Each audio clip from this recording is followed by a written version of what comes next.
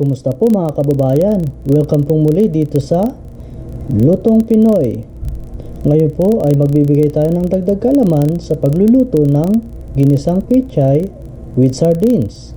At ito po mga sangkap na ating gagamitin.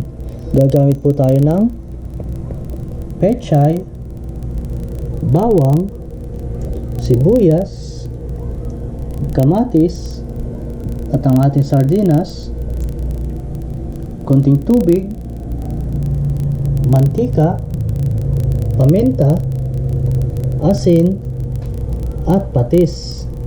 Yan po ang mga sangkap na ating gagamitin. Okay po, umpisahan na po natin ang pagluluto. Pinainit na po natin ang ating mantika at ilalagay po natin ang ating bawang.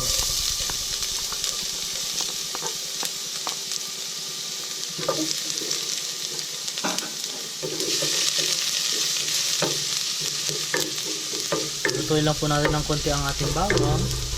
Medyo brown ng konti. Sa amoy pa lang, masarap na po. At isunod po natin ang ating sibuyas.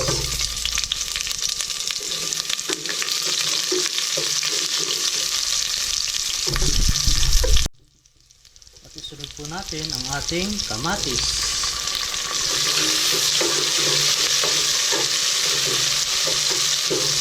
Medyo lutuin lang po natin ang bawang, sibuyas at kamatis bago po natin lalagay ang ating mga ibang sangkap. At kapag medyo okay na po ang ating sibuyas, kamatis, bawang, pwede po tayo maglagay ng paminta at konting asin po. Estimate nyo lang po yung dami, depende sa gusto nyo. Kasi maglalagay pa rin po tayo ng kunting patis.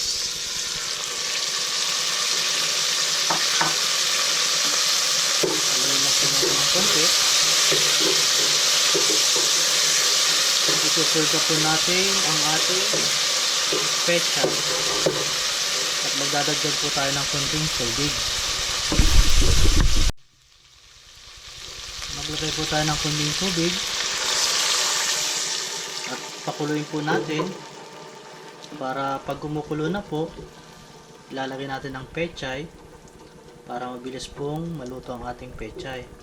At medyo sa bandang huli na po yung ating sardinas, kasi yung sardinas naman po anytime po pwede siyang ilagay. Ayan po, at kumukulo na po ang ating mga sangkap. Lalagay na po natin ang ating pechay.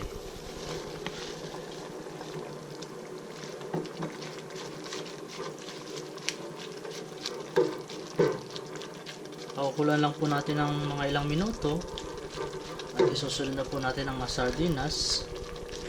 Ganyan lang po kasimple ang pagluto ng pechay with sardines. Yung pechay po pwede yung sahugan ng kung anong gusto nyo po. Pwedeng hipon, pwedeng karne ng baboy, depende po kung anong meron kayo or ano yung gusto nyo. Okay po, hintayin lang po natin kumulo. Ito po, at luto na po ang ating pechay at i-ready ko na lang po at mag-umpisa na po ang ating kainan. Sige po, i-ready ko lang po. Kabayan, ready na po ang ating ginisang pechay with sardines. Sana po ay nagustuhan ninyo ang ganitong paraan ng ating pagluluto. Huwag lang po natin kalimutan, like, share, and subscribe para makita na rin po ng iba nating mga kababayan ang ganitong paraan ng pagluluto ng ginisang pechay.